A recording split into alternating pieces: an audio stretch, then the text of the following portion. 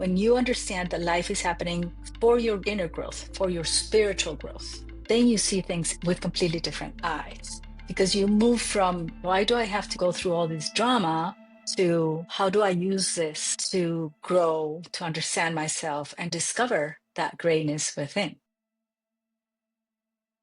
One of the things I'd love to dive into straight away is we can read books, dive into self-help, and we can get an idea of what greatness is, what a good life is. But it's based on what we see in this modern world. And I know you speak about this difference between what it is to create your life based on these kinds of modern expectations, compared to what it's like to really find that deeper divine truth within us, that deep authenticity that's innate within all of us. Could you share a little bit about what the difference between those two paths are and how we might be able to start looking into that for ourselves? I think that we start where our evolution path has taken us to be, when we have that conscious or unconscious, we make that conscious or unconscious call to say, there's got to be a better way. There's got to be a different way. And yes, it's many times we will start outside. How do I solve the outside world? How do I change the result out there? And that's where the territory of the self-help comes in, which is perfectly valid. You know, it's a human needs thing. I need to cover my basic human needs. And I think I came to this process with a little bit of that, and also a very clear need for feeding something within me that was missing. I didn't know what it was, but something was missing. And something was missing since I have a little bit of consciousness, probably around 6, 7 years old. That's when I started to read. So when you read, you're reading somebody else's truth. And it sounds wonderful, because at the time you don't know. You don't know what you don't know. And you don't know what you do know. So books were a great source of that knowing and connecting points. Like from this book, I would go to this one or to that one, or to a workshop or to something else. And when I started doing this process with the subconscious mind 16 years ago, I was still there trying to put out the fires outside. You know, Jesus, life is just such a chaos. And besides, I loved chaos. I had an addiction to problems and to drama. I realized that later on.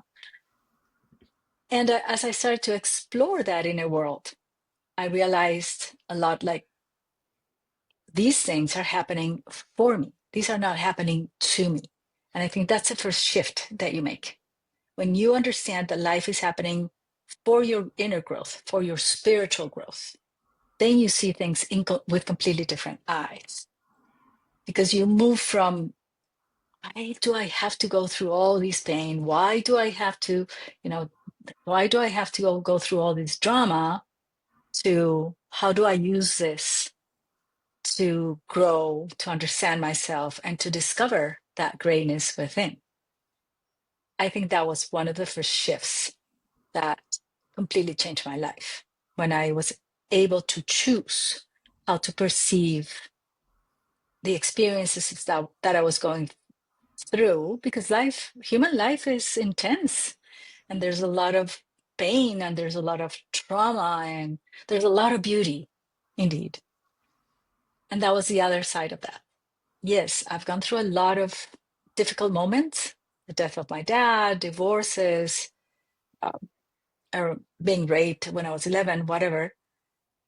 And with that, there's also a lot of beauty. There's a lot of joy, and there's a lot of amazing things of being alive in planet Earth at this moment of humanity. So also, that was also part of discovering my greatness. How I could have the necessary eyes to stay, to process the difficulties, and faster moving back into the joy and the beauty in that pursuit of, at first, happiness.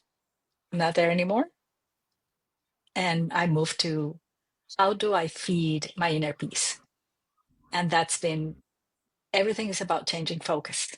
And if somebody says, so how do I do it? That's the first thing. You just need to shift the focus. Where are you looking? Are you looking outside to what's lacking?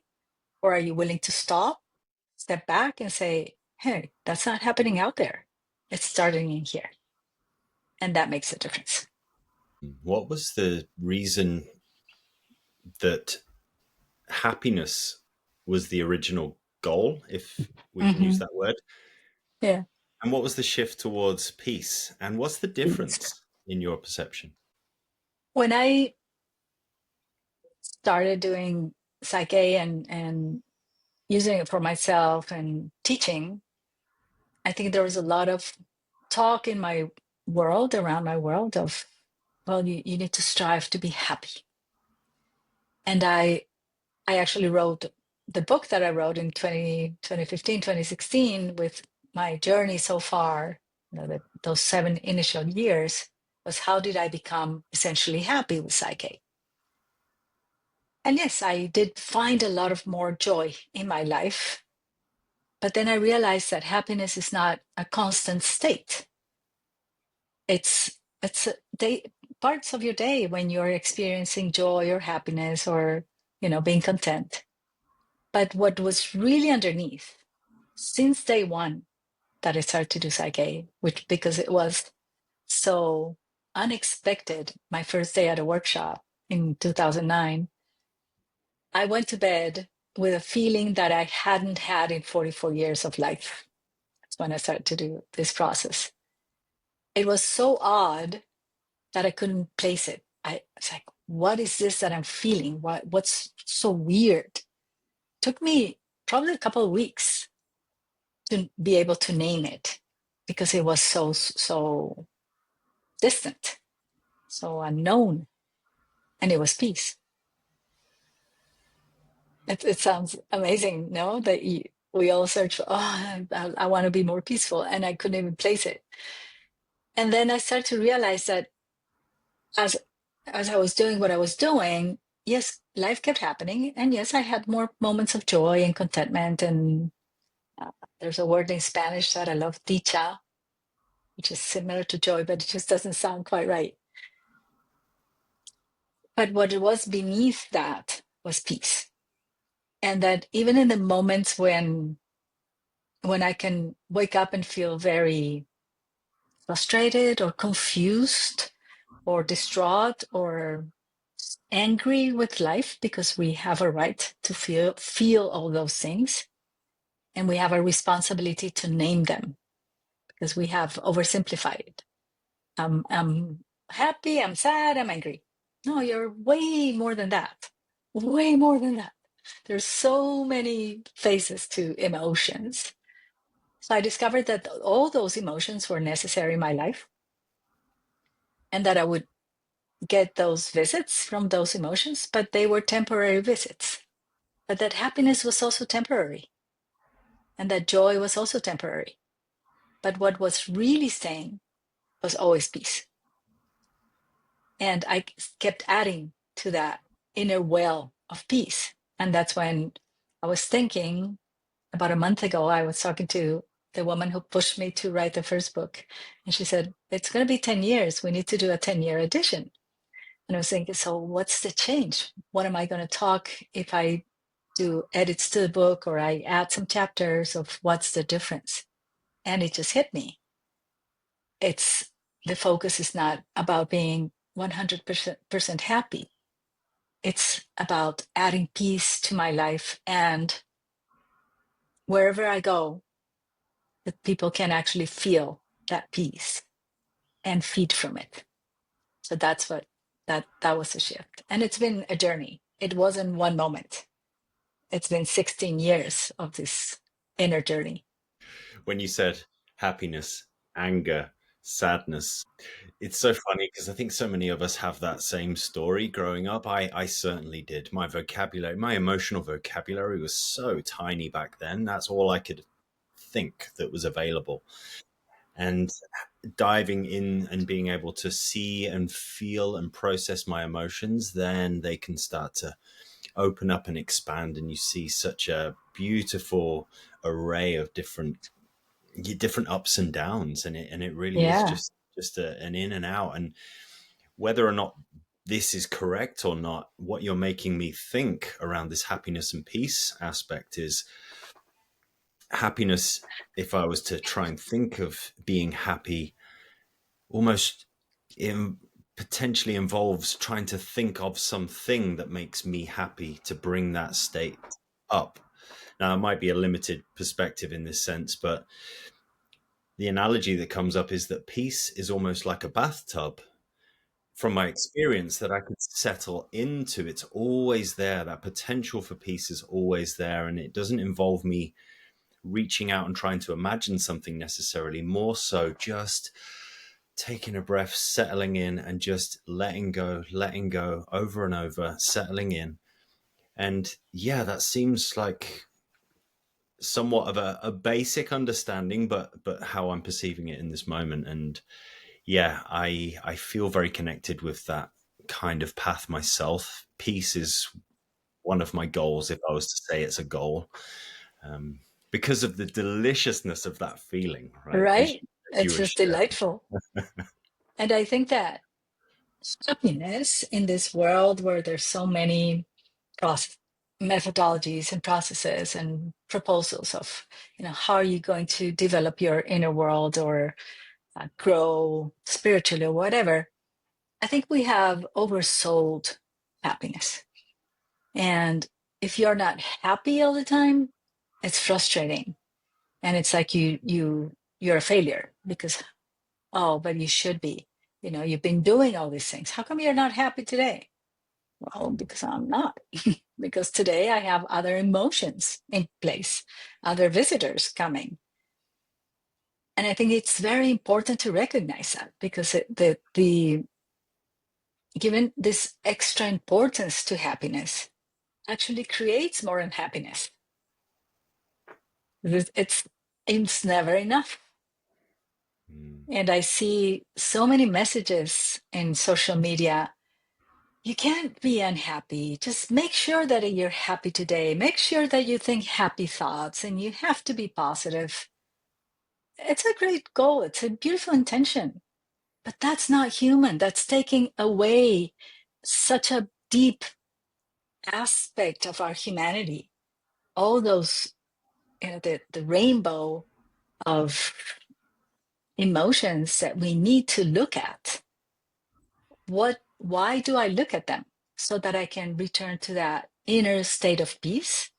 To me, it's like a constant flow of energy, but sometimes that energy will turn into anger, sometimes it's frustration, sometimes it's disappointment, sometimes it's just, I don't even know what it is, but it's there, but they're temporary. And I love something that Rob Williams said to me.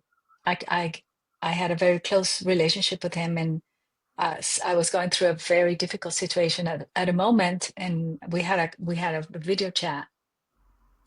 And he said, Marta, just sit with the emotions of this moment, because emotions make you invincible. So, uh-huh, uh-huh. I just nodded my head like, oh yeah, sounds really cool. But I had no idea what he was saying. No idea. I did not understand. But the guy was always talking a little bit beyond of our conscious understanding. And about a month later, I was having a conversation with somebody else, and she said exactly the same words. Emotions make you invincible. So, okay, now I need an explanation. And, and she says it's because when emotions show up in your life, you have the ability to sit with them and look at them in the eye and say, why are you here? What are you here for? What are you here to show me about me? And you find it. And then you transform it. And then you recover from that stronger and more authentic and more you. because the emotion is just an amplifier of something that you haven't seen. And I think it's also beautiful to amplify the beautiful emotions. How come today I'm so chirpy? Where's this coming from? How come today I'm just content? How come today I have this serenity? Where's this coming from? So that I can create more of that too. In that way, we're not always staying in, we only grow from difficulties, or we only grow from drama. I don't believe that. Yeah, and also taking a snapshot, I find being very beneficial. When we're in those highs and we're feeling really great, there's a softness and a flow and an easiness to life, and it can be fleeting. But I remember one specific time I did a meditation, maybe 10 years ago or something. I was riding my bike just through town, and I was just feeling so blissful. It was amazing. And there was this part of me that was just wanting to just flow with that and just keep on going. And I took this conscious decision to really take note of how it feels, where I feel it in my body, how my energy feels, what's going on, what got me into this state, so that like a photograph, I can take a snapshot and it can be easier to come back because I know I've been there. If I forget and just become unconscious and just let it happen by happenstance, then I don't have anything to latch onto. Not that there ever is anything to really latch onto, but to me, it does help to remember specific moments to be able to settle in. And okay, if I want to feel a bit more happy, maybe I can just imagine that moment of just riding that bike. And can I even get there 5%?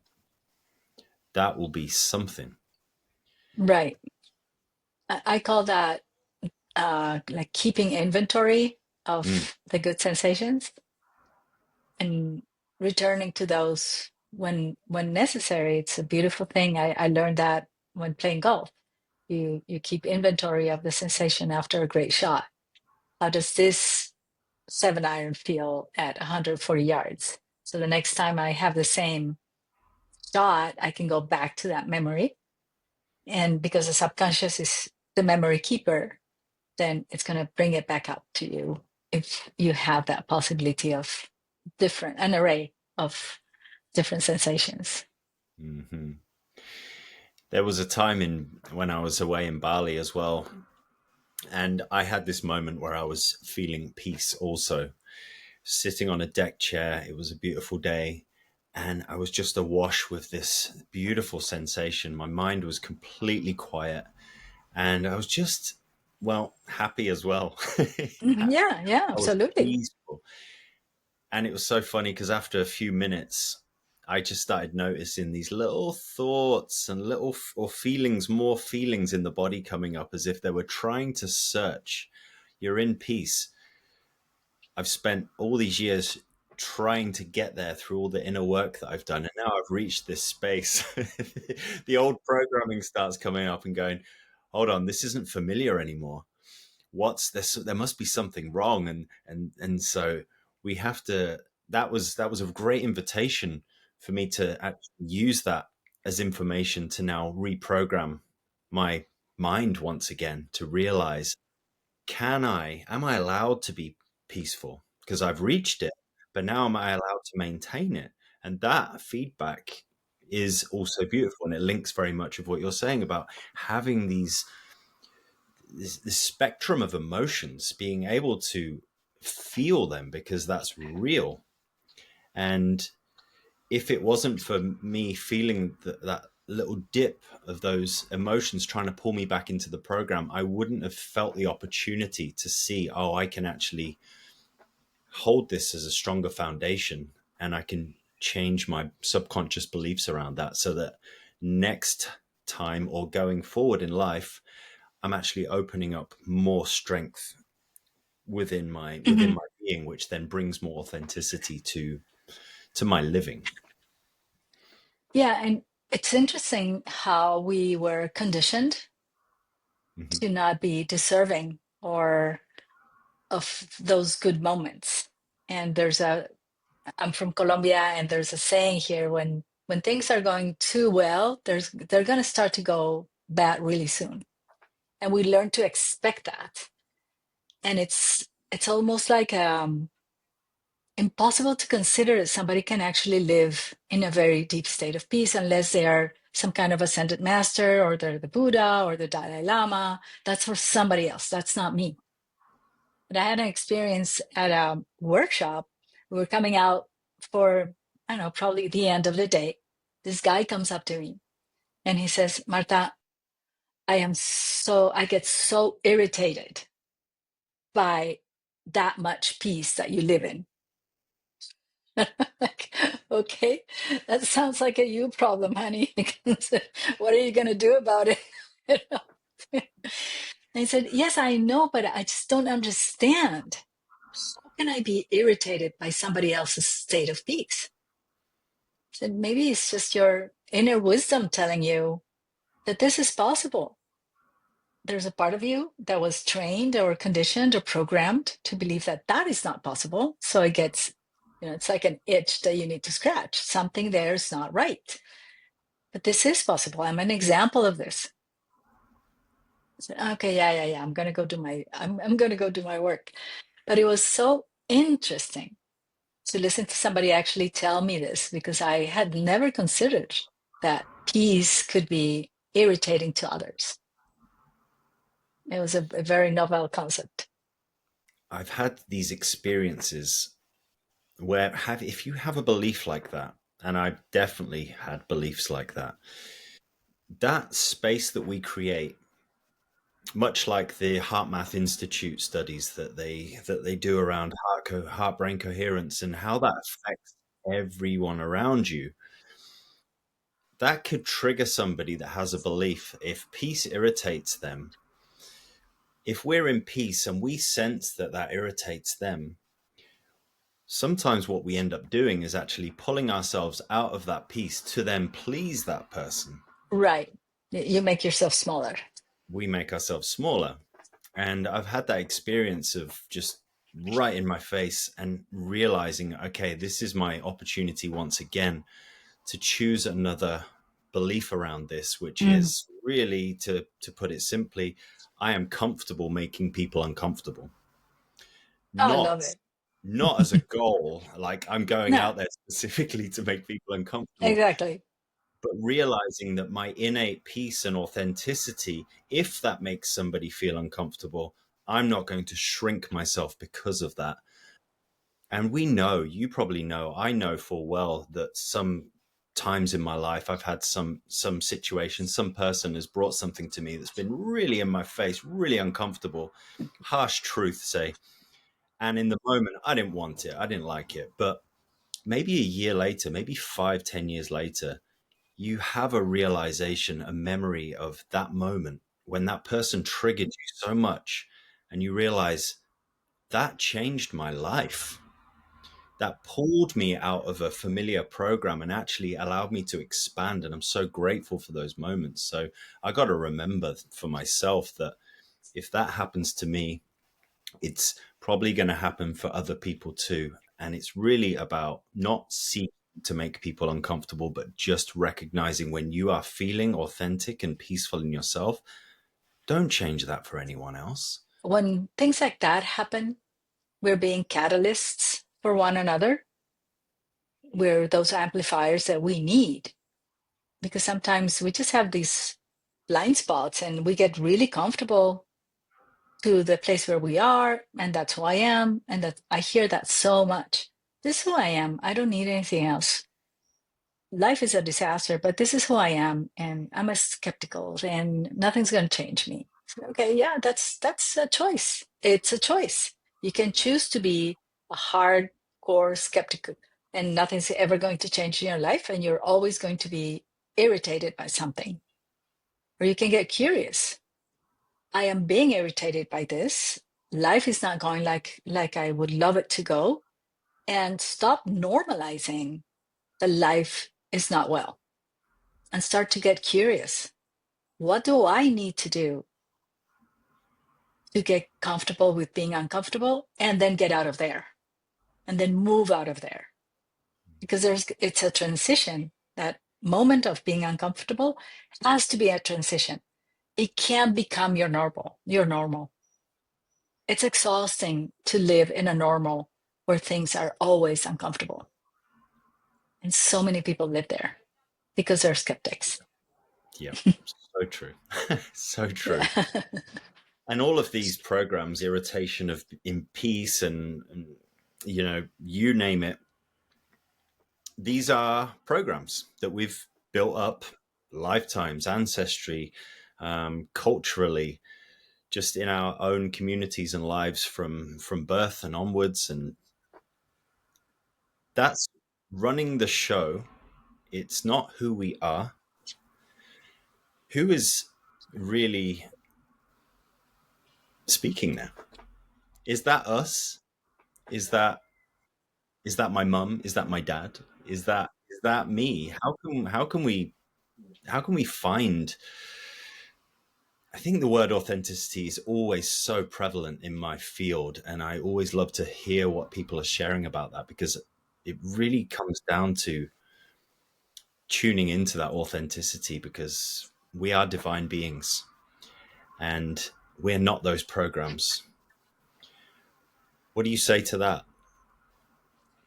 I love what you're saying, because I was actually this last week reading Serge Kahili King, and he says exactly what you said. When you're speaking, who's actually speaking?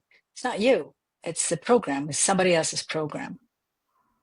When you realize that we are all just software and that we're running somebody else's programs, it means that there's 8 billion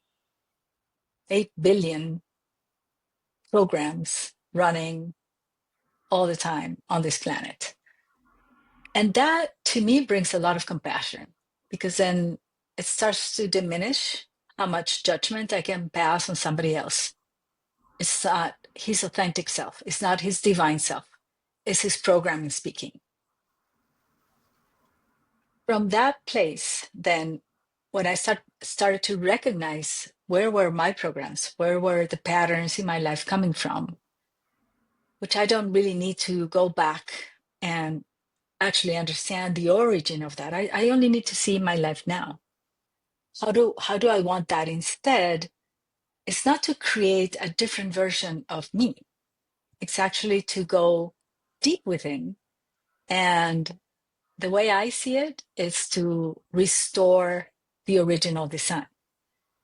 And an image that I love is the image of those beautiful cathedrals that they built in the Middle Ages, and they did that for years, and then they were splendorous. Once they were finished, they were like these amazing buildings.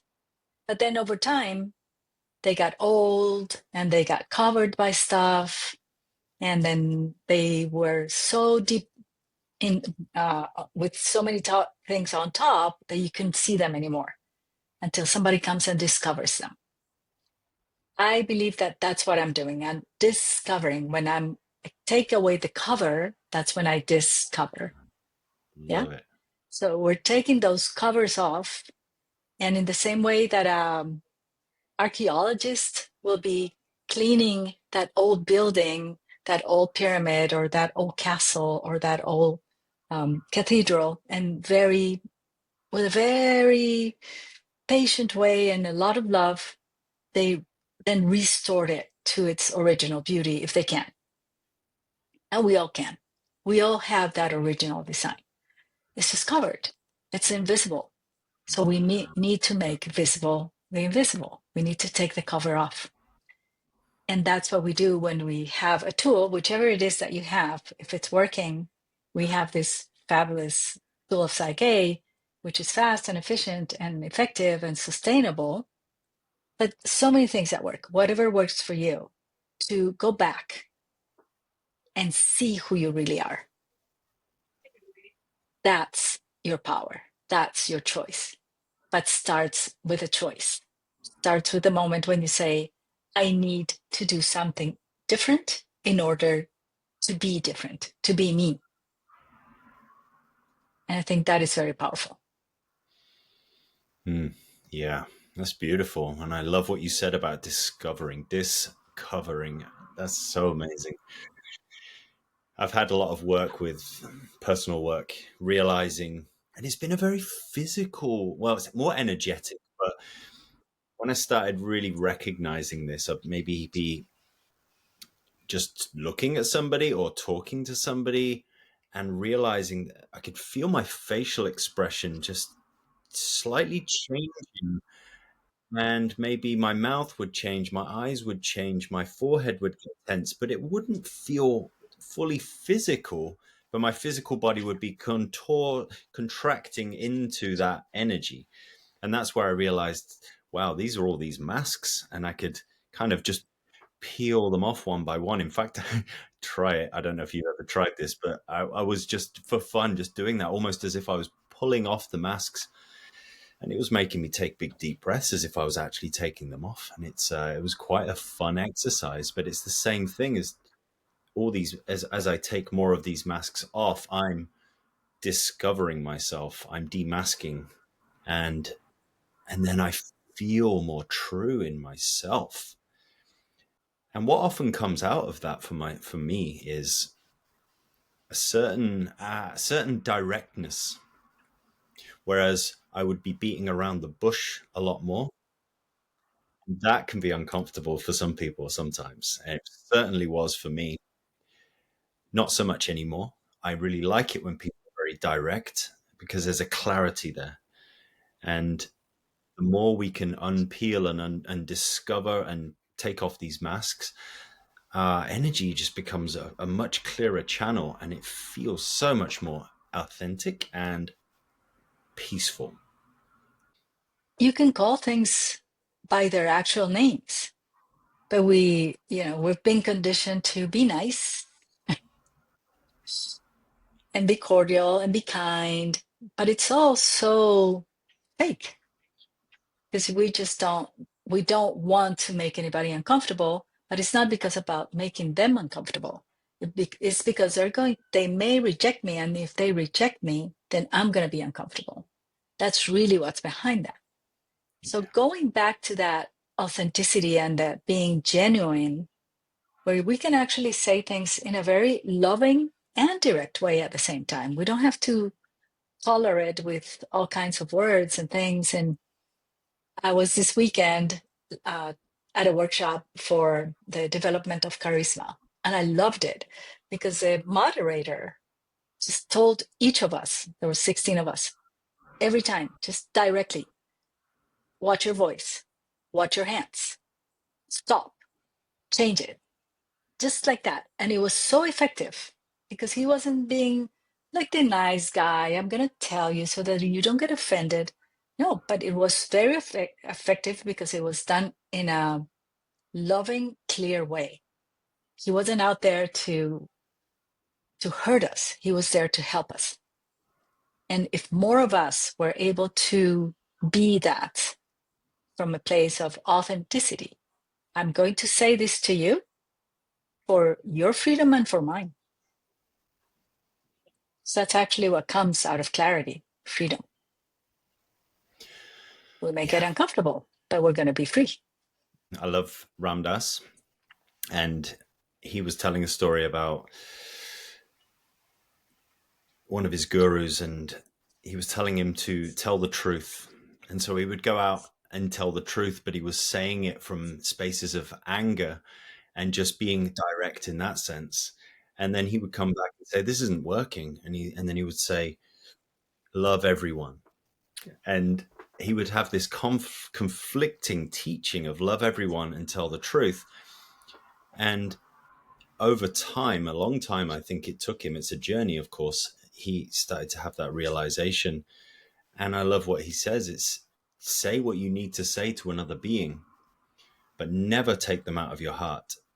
Mm, how beautiful. Yeah. And I mean, I'm getting that beautiful sensation, the feeling through the spine of that truth that comes with that saying, just saying it now. And I think that's the key, because people can feel that. You could be so direct with somebody and just tell it like it is, in that moment.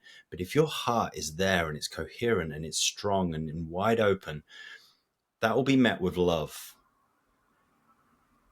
But if you speak directly and that's not there, the heart's not there, it can just be like a hammer or a punch, and beautiful reminder.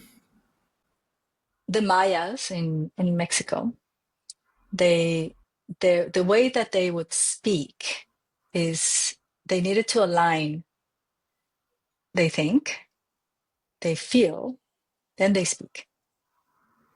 Mm-hmm. So that alignment, which takes pause, which we don't have anymore in our culture, that everything has to be fast and we need to get out of things really, really, really, everything has to go very, very fast. I believe now that another great gift has been to take life with more pause, in that possibility of, yes, I can think this, I can have these thoughts. I need to run that through my heart. And then what am I going to say? How do I say that from that place of love, that it comes out direct, clear, loving, and kind? And I think we need more of that. And the funny thing is, when we've got loads of thoughts going on, and if we to sit and meditate, whatever the practice might be, to say, bring those thoughts through the heart, because it's such a beautiful filter. And just going from my own experience here, and when those thoughts are just kind of just rabbiting on over and over, they're kind of hitting a barrier. They're not able to get down to the heart in that space of consciousness. But after surrendering so many times, eventually, when those thoughts are able to drop into the heart, most of the time it almost becomes irrelevant at that point, because then the heart does the whole thing. So then you may either have super clarity on what to say, which would then be very direct, or you might realize there's actually nothing to say at all. Yeah. And I think that's a huge realization, when you really understand or comprehend. You don't have to speak all the time. You can let it be, let it go, and it's okay. But it requires consciousness. Have you ever heard the saying, when you speak, it's silent, and when you're silent, it speaks? Yeah. Then the other side of that is being comfortable with being silent. Yeah. I know. Sounded so simple just like that. Hmm. But that's the work, and it's opportunity. It's not a problem. It's moment by moment, and recognizing this, what would life be without all of that? Yeah. But again, culture, the programming it's so loud everywhere. There's always some noise going on everywhere that you go. I find it fascinating that you go to a restaurant to interact with somebody and there's 10 screens around. And the attention is just, how do you keep attention in somebody that you love when you have all these bombarding images coming in all the time? So that's part of also of the work. How do I keep my peace in these environments? Because that's what there is. So instead of getting angry because there's 10 screens, how do I return back to that state, inner state, and offer that state to the situation instead of being overwhelmed by the situation? And that can be an amazing practice. I used to do that a lot, actually.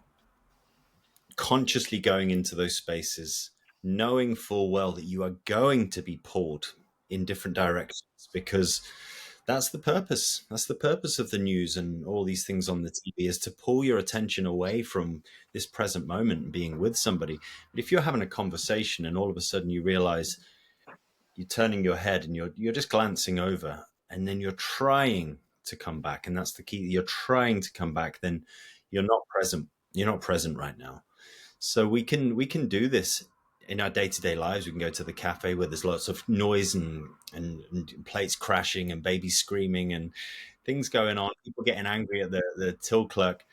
Can we just sit and be peaceful in that moment and not get pulled by the drama, by by just even observing that. Because if I have a desire to even observe drama around me, or my attention gets pulled into that, then that's a direct indication that I have those programs within me. If I can Which is align okay with, too. which is okay, of course it is, but it's when you can actually sit in that, and this all can happen around you, and you can remain present here and not get pulled around by it. It's a game changer. It's a game changer towards Yeah, it peace. is. And it requires observing ourselves in the so many moments when we are not going to be able to do that, and accept that humanity, and accept that it's okay to be annoyed, and that it's okay to be overwhelmed, and that it's okay to feel that life is too much. Honoring all our humanity, all our humanness, it's part of getting back to the authentic self. But we can't do it by just putting things under the rug and say, oh, but I can't, I have to be really zen here because everybody is zen. Everybody in my spiritual group or whatever group that I am in right now, they're all zen, and if I'm not, then I can't belong. No, you need to belong to humanity. That's what you're doing here. That's why you came to planet Earth, to be human. So let's be human with all that that brings. And through that, let's remember the original design. Because in my belief, now, in this moment of my life, I'm going to be 60 in November. So after walking 60 years on Earth, I believe that the best way to be spiritual is to be fully human. And that requires honoring all that range that goes from hating somebody deeply at some part of my life to being able to love that person deeply and have full compassion for them. How can somebody start to find what it is to be human? Mm. Because what we see on the outside world is not always true. So, how can we find that without looking at external sources? I would say the best way would be to start a very loving observation of who you are. How do you experience life in your own terms? And what you were saying earlier, this that I'm saying, is this mine, or is this somebody else's program? We're all programmed. We are, we are all programmed. There's not a single human being who has not been programmed. We have all been programmed since we were in utero, because we need to be programmed to function in humanity. The point of that is, which of those programs I'm going to choose to keep because they served me well, and which of those programs, all human programs, because we're all human, I would love to transform into something better, into something that brings more joy to my life, into something that makes humanity as a whole better. But it all starts with a question: what do I choose? And that's a superpower. Choose. We've read about it since the beginning of time. Free will. Nobody understood what free will is. It's a moment by moment choice. I chose to have this conversation with you. I could have chosen to stay in bed. I chose to go this morning to the doctor. I could not go to the doctor. What do I choose to eat? How do I choose to respond to a situation? Am I going to choose to keep playing somebody else's programs? Or am I willing to find a way, whichever it is? Because it could be prayer, it can be meditation, it can be NLP, it can be Psyche, whatever works for you that helps you remember. your authentic cathedral, your authentic design as a human. That's where your spirituality is, in that journey. There's no destiny, there's no destination, there's no ending of where am I, what's the ultimate goal? I don't know what it is. I know which one I have now, today. Find that for you. Whatever it is that you make a conscious choice of how you are going to experience this human life for however many more hours, of however many more days, however many more years. I don't know. I used to think, oh, my mom's 88, she can die at any moment. And then I realized, oh, I can die at any moment. What am I going to do with this instant? That's the choice. That's the superpower. Mm-hmm. What would you say to somebody who is listening, but I'm going to use the term program, but their program is fighting back, saying, "Not me. It may be for everyone else, but not me. I can't choose because I've got all this stuff in my world. I've got the relationship that's not working. I've got the bills. I've got all this. I can't choose. I'm in this hole right now. It's not for me. It's impossible." What would you say to somebody in that space? I would say I understand that that's the program that you received, the program of this is how it is, and there's no other way. Then you can reflect. Do I want to keep playing that program? Or can I choose to change one little thing? Just one little thing that's not outside. Can you choose to see, let's say that you have a relationship difficulty with your partner. One little thing that you can choose to do different with that person today and see what happens. Just out of curiosity, because curiosity is going to be the bridge from I can't, so I won't, to maybe it's possible, let's try. Being this skeptic where you say, that's not for me, that's not possible. That's so many people in this world, and so many people who are going to be in a very difficult emotional state until they die because they're not willing to be curious, but choosing to be curious. Everybody can. I could be a skeptic and be curious because then I have the possibility to move. One thing that you choose to do different.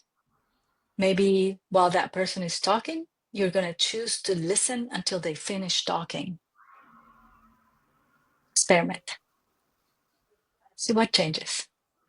But you can't keep doing more of the same and expect different results. Definition of insanity by Albert Einstein. You want different results? It can also be changed from the same level from where the situation or the issue was created. You need to shift from place. You need to move your perspective. And it's not only moving physically, it's moving inside, it's moving in awareness, it's moving in consciousness.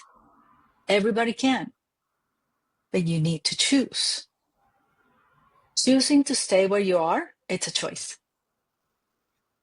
Saying there's nothing to do, it's a choice. When you open a little window and ask, what could be different, at least for 1 second? And then you start to exercise that muscle. What can I do different today? What can I do different tomorrow? One little thing, and then observe. And magic happens when you choose. Mm-hmm. I didn't know 16 years ago that I had the power to choose. So I was playing a lot of programs. I need to get up every morning. The minute I open my eyes, I need to run because I'm worried already. I'm worried all night long. I didn't, mind. The mind's going. And then you run all day. and you have meetings and you have clients and you have to sell and you have to put food on the table and you need to educate the kids and you have to. And then the next day repeat and repeat. And then we normalize being sick. I would be still playing that program if I hadn't chosen to get out of my comfort zone and go from Colombia to United States and learn this tool. Nobody was teaching in Latin America. Nobody was teaching Psyche in Spanish at the moment. Peter was starting to teach. I could have just waited and said, well, someday they will come and teach here. I would still be doing that. Marketing research for 24 years. I was so bored of doing that. It was a choice. And then it became a daily choice. What am I going to do with myself? How do I want to do things different? How do I want? I have that choice. I have that power. That was the greatest realization ever. The power to choose. How did you come across that realization? What was the moment for you in your life? I think I don't have like one moment when that happened. Like, this is how it is. It was a construction of moments. Yeah. But having a tool, a practical tool, an alive method that every time that something happened, the key question is, and how do you want this to be instead? Magic. Choose. It's magic. It's a magical. It's so simple. It's such a simple question. And how do you want things to be instead? Because it's not how do I want them outside to change. It's not, oh, I'm going to be okay when my partner does this, or I'm going to be okay when my clients do this. It's how do I want them to be instead, which means I need to change. I need to go back to something that already exists in me and take away the program that is not allowing me to see life that way.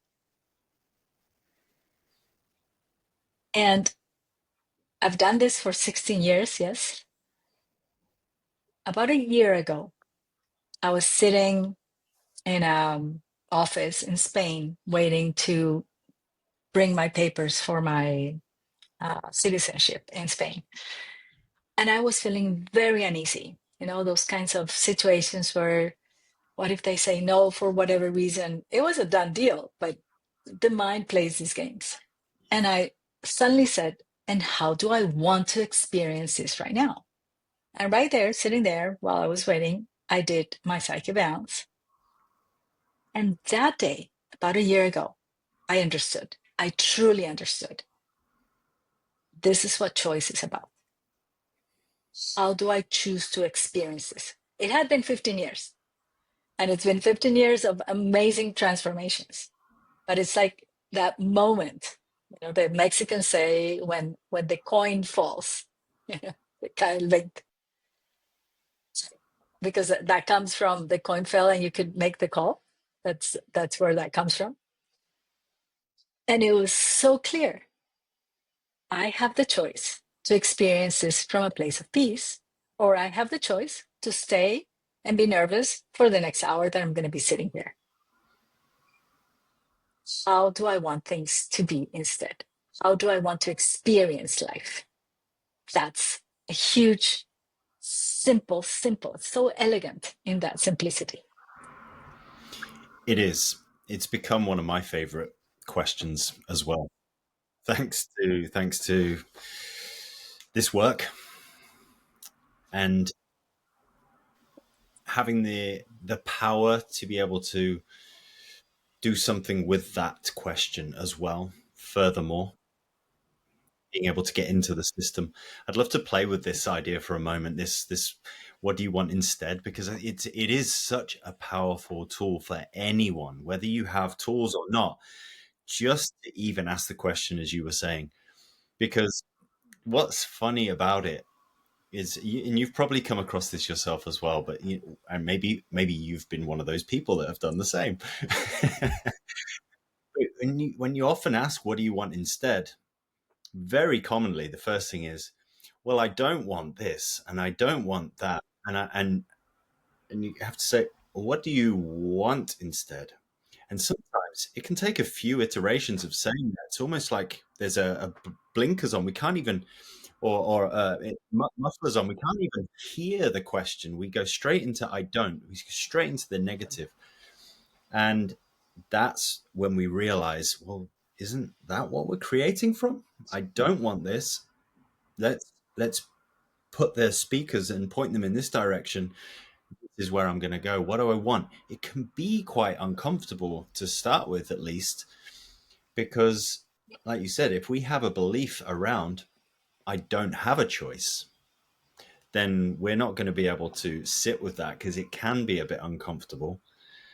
I love this because it there was a few moments where it triggered me because what it did is I yeah I wanted to.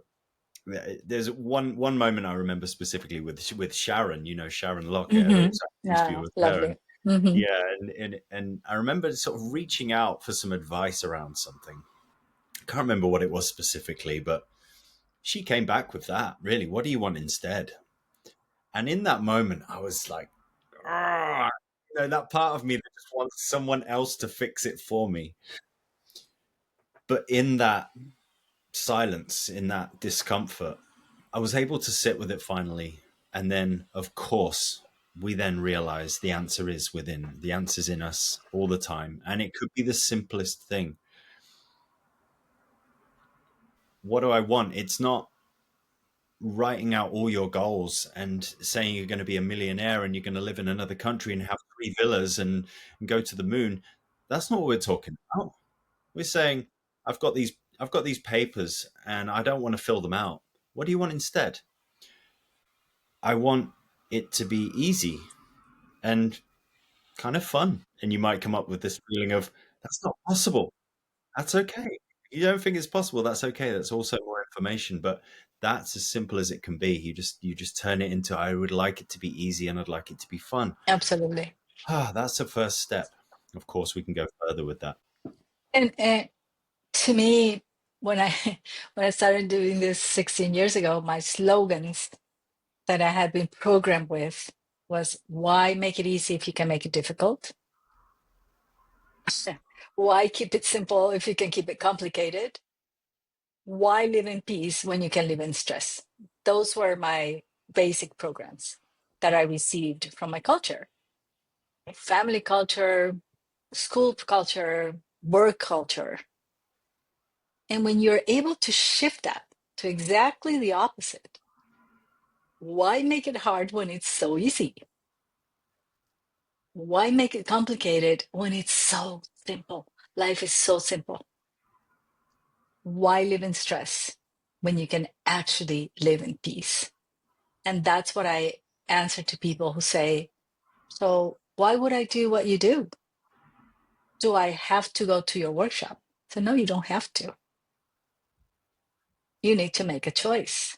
Do you want to keep living how you're living? Imagine your life from 5 years now, and you keep doing what you're doing. How's that going to be? Is that what you want? What would happen if you were able to choose differently and live every day with a little bit more of peace? Every day. How far would you go for 1 ounce of peace? And then make a choice. I'm not going to make the choice for anybody. It's not up to me to convince anybody. Nobody had to convince me. I made the choice. And it's a choice I make every day. How do I want things to be? How do I want them to be within me? Yeah. And those Yeah. conversations are really important as well because that person may not take action ever. They may not do anything about it. Yeah. They And it's fine. may, exactly, and they may do something within the next 5 minutes and get really excited. And they may, 10 years later, all of a sudden have this memory or a culmination of events that sparked. And then eventually, 10 years later, they get into that mode of now is that time. And I think it's really nice for us to remember for everyone, because we owe all that for each other at some point in life. And we can get so caught up in, oh, they didn't listen to me, they didn't hear what I was saying, they didn't really get it, and we get disappointed with that. But maybe they did, and then they had to have their own unfolding of their timing of life in order for that to be the right time and place for them to step forward. But if it wasn't for you making that little piece of presence and that little thing that you shared, it can just let go of attachment to these things. Yeah, and thank you for making this visible to anybody who listens and says, "Oh, there is a way. There is a different way of doing things." And I really appreciate that there's people like you who are willing to take the time to tell others that there is a different way to live. I really, really appreciate that, because we need so much of this, whatever it is, that this possibility, the opening of the door of there is a different way that we can. I think we all need to normalize that it's okay to live okay. It's you can be in peace with being in peace. That is a great belief. Mhm. That's a great Yes. belief. Yeah. A wonderful invitation. I Yes, am at peace absolutely. with being in peace. Yeah. Yeah. I heard that from a lady in a workshop, and she didn't believe it. And she was just like, how is it possible that I don't believe this? Because you've been programmed to believe that, the opposite. We came to this world to suffer. That's the ongoing belief. It's part of the flow, but it's optional. Are you releasing a new book anytime soon, Marta? What I want to do is the edition of the first book. Um, I don't have clarity yet of how that's going to look, but it's for next year. Mm-hmm. And one thing that I want to do, and I'm doing my processes, is to improve my voice, because I want to read it and make it an audiobook. Is there anything else you would like to share with the audience while we're still here? I would invite everybody, whether you're conscious or not conscious, that the reason why you're listening to this today is because there's a message for you here today. Whichever that message is, listen to it and take action on it. And how can people find you, Marta? And they can go to psyche.com, which is our official website. There's all 29 of us who teach this amazing work, and we've been teaching for over 36 years. And we teach in more than 60 countries and in more than 20 languages now. And you can find this to do it in person or online. So all my details are there, and also on my personal website or my social media. Just look for Marta with an H, Vargas, Vargas, and then you'll find me. Mm-hmm. And you're hosting workshops as well, right? You're hosting in South Mhm. America, Central America, anywhere else? Yeah, I teach mainly in South America, Colombia, Ecuador, and in Central America, I teach in Costa Rica, in Guatemala, in Mexico. And I'm going to go to Thailand this year, end of the year, Ooh, to do a basic there if anybody wants to come and join us.